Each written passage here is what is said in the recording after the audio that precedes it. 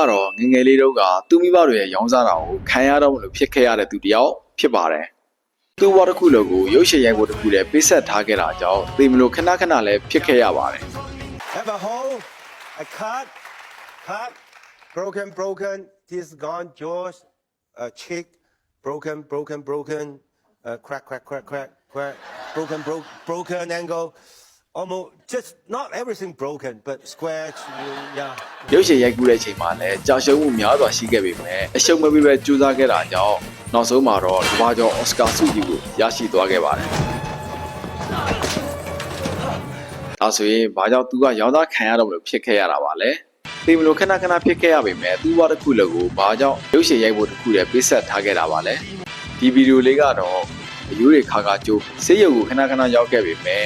နာကျင်မှုတိုင်ကိုအရှုံးမပေးပဲကြိုးစားခဲ့တာကြောင့်အော်စကာဆုကြီးကိုရရှိသွားခဲ့တဲ့ဂျက်ကီချန်ရဲ့အကြောင်းပဲဖြစ်ပါတယ်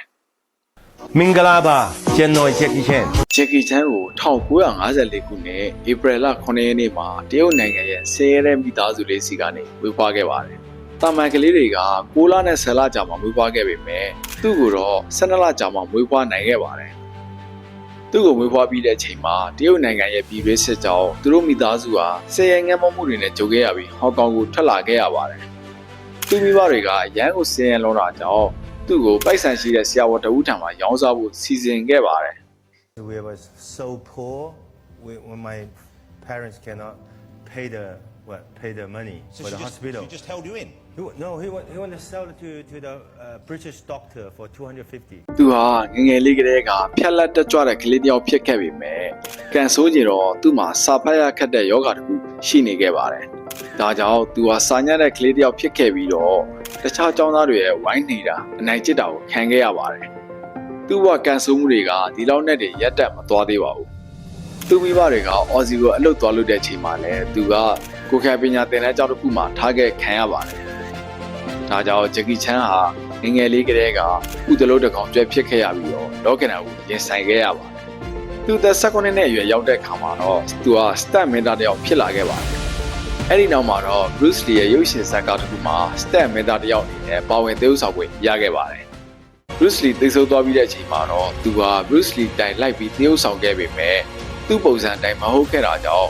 ဒီတစ်ချိန်မှာလည်းမအောင်မြင်မဲ့နဲ့ကြာရှုံးခဲ့ရပြီပါတယ်။ဒါကြောင့်သူ့မိဘတွေရှိတဲ့အော်စီကိုထွက်သွားခဲ့ပြီးတော့စောက်လို့ရေးလုပ်ငန်းတစ်ခုမှာအလုပ်ဝင်လုပ်ခဲ့ရပါတယ်။တနေ့မှာတော့သူတက်ကြွတဲ့ကော်ပူးပညာနဲ့ဟာသပညာကိုပေါင်းဆက်ပြီးတော့ရုပ်ရှင်တွေရိုက်ကူဖို့ဆုံးဖြတ်ချက်နဲ့ဟောင်ကောင်ကိုပြန်လာခဲ့ပါတယ်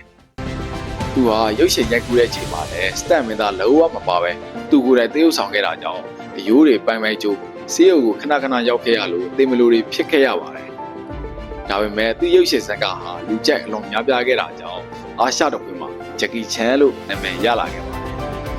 ။ဒါက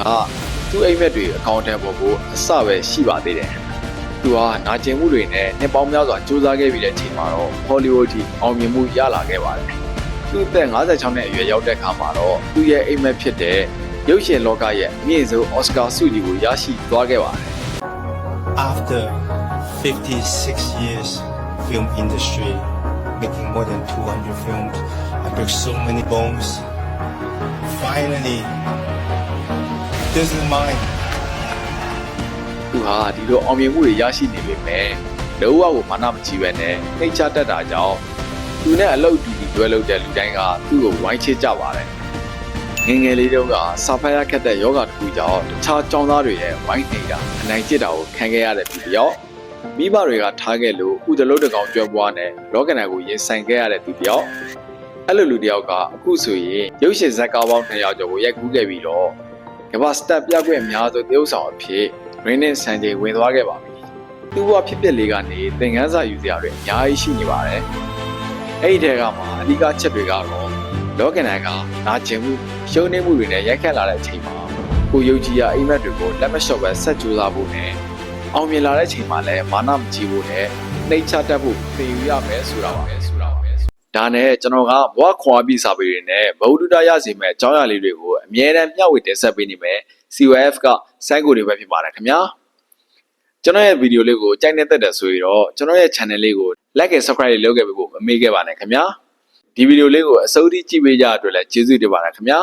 နောက်ဗီဒီယိုများမှာပြန်လည်ပြီးတော့စုံတွေ့ကြပါရခင်ဗျာ